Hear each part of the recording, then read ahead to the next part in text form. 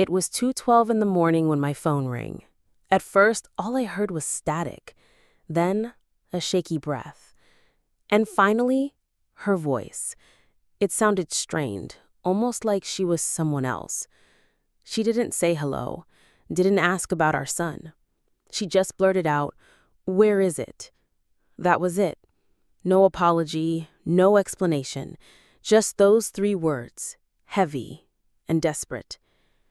I didn't answer. I just stared at my phone, its screen glowing in the darkness, casting strange shadows on the ceiling. Down the hall, my son's bedroom door was open a crack. The nightlight spilled a little pool of comfort onto the floor. I could hear her breathing on the other end, fast, anxious, real. I hung up. The silence that followed was almost satisfying, like justice settling in for the night.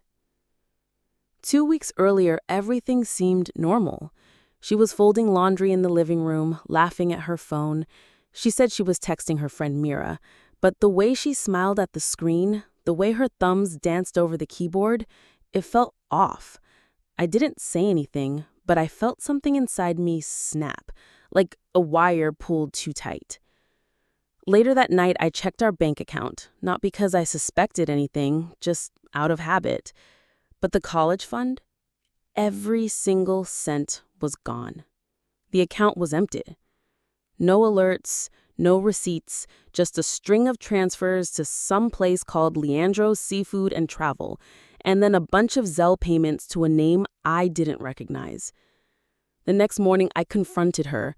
She barely flinched. She just gave me a small, almost practiced smile and said she'd moved the money to a better investment.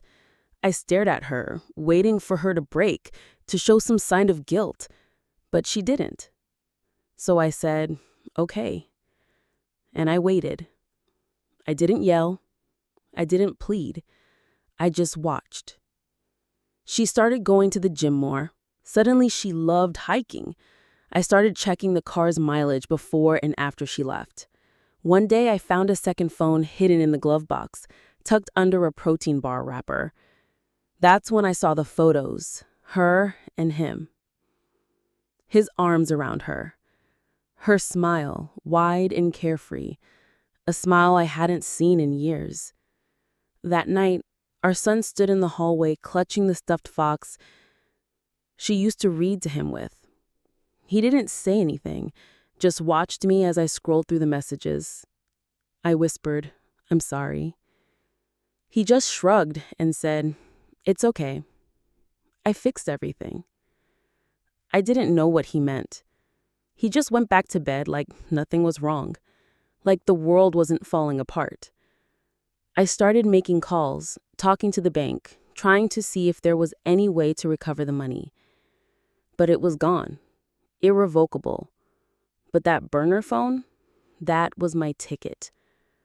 I cloned it and started sending messages, pretending to be her, texting her boyfriend. I set a trap, and then I waited. A few days later, I got an email confirmation, money transferred to an offshore account, but not from her, from him.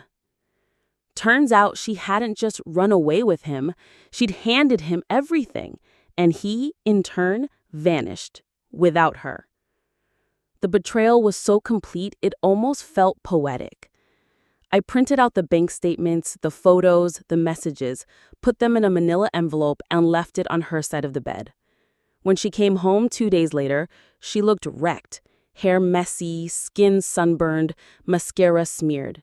She found the envelope and just sat there, staring at the evidence. She didn't say a word, just looked at me, hollow and lost. "I know everything," I told her. She looked up, her voice barely a whisper. "He said he'd keep it safe." I didn't bother correcting her. There was nothing left to say. She packed her things in 15 minutes. Tried to hug our son on her way out. He flinched. "Don't," he said. That was the first time he cried. Not when she left, but when she tried to touch him. The next day, I logged into the emergency account she never knew existed. The college fund? It wasn't gone. Not really. Months ago, I'd split it, half in crypto, locked up tight, and half in a trust for our son. The account she drained was just a decoy. The real money was safe. And those messages I sent from her phone, they convinced her boyfriend she was going to double-cross him. So he took the money and disappeared. She ended up with nothing. She still calls sometimes, but now her voice is empty. No more panic, just desperation. I don't answer. I don't block her either.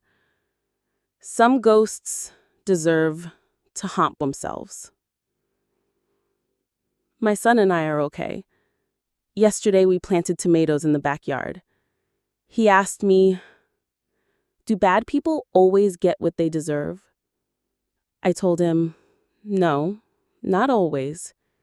He thought for a moment, then smiled and said, "But sometimes they do, right?" I nodded, because sometimes they do.